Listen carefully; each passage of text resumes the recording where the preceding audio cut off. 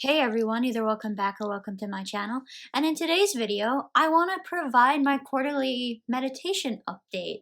So before I get into any more details, time for the intro.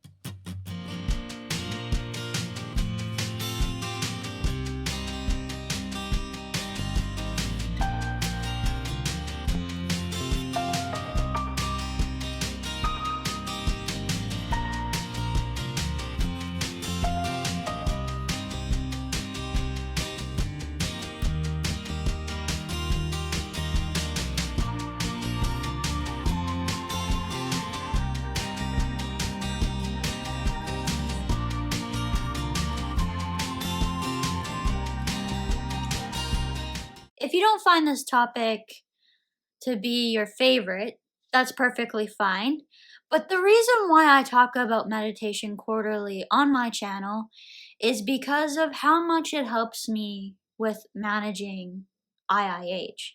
There's a few different ways that I feel like I've gotten benefits from meditation specifically for IIH, and few of them include help with understanding pain and being able to have a little bit more control over pain and how you feel pain, especially at kind of more that base level of pain, so that 3 to 4 level pain that I talked about in that one video. Meditation helps keep my stress levels quite manageable.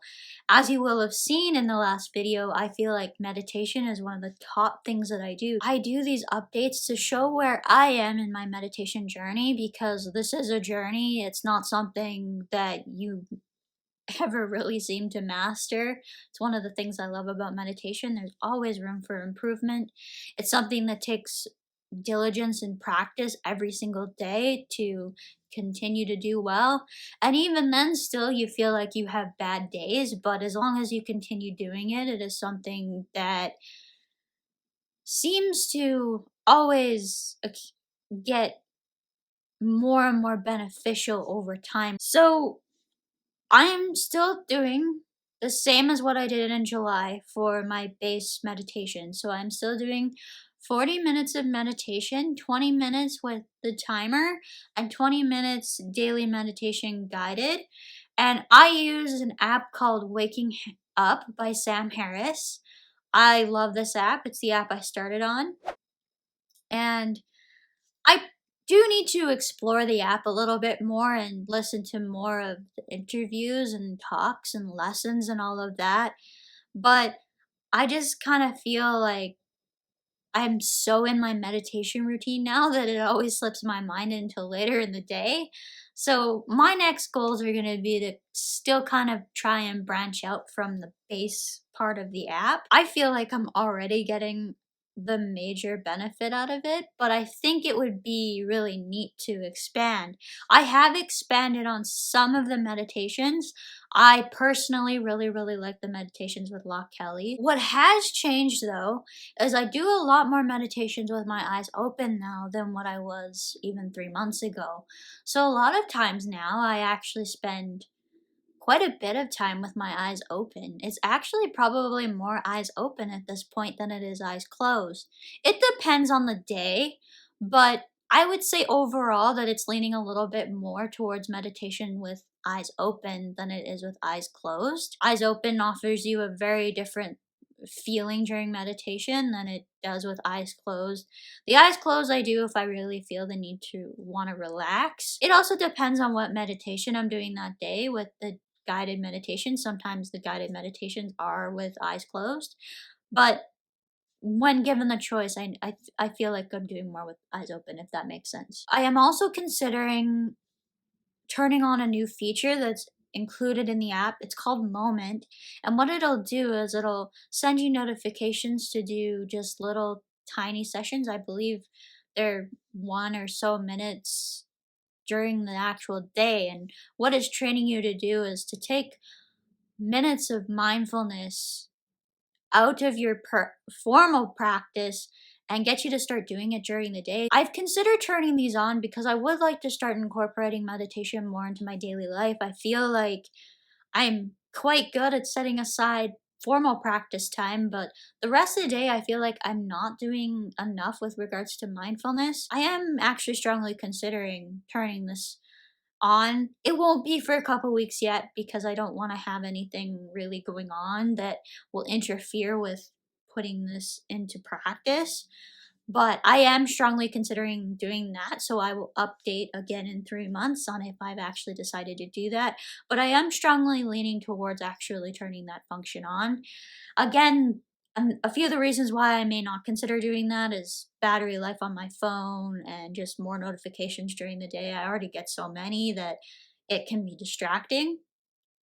And sometimes I get really, really frustrated with notifications. So I don't want my meditation app to feel like it's pushing me at all.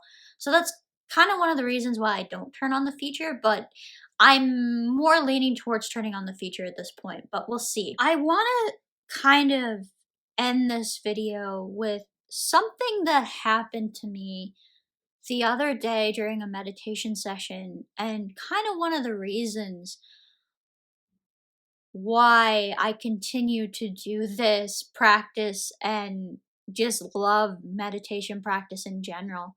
So I want to share this moment of realization I had with pain.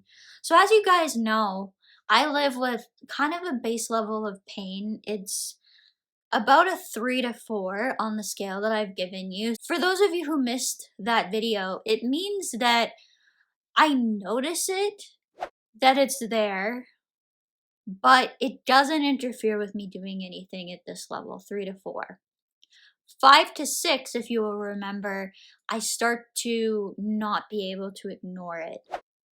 So one of the things that I was meditating on was what arises during this period of time when I go from 3 to 4 to those more intense pain levels that brings me to the point where I can not ignore it anymore. And what's different in those moments compared to the moments when I'm at that base level of 3 to 4? The thing that came up was, why is it that my brain senses this more intense pain occasionally? What is it that changes in terms of me noticing this more intense pain?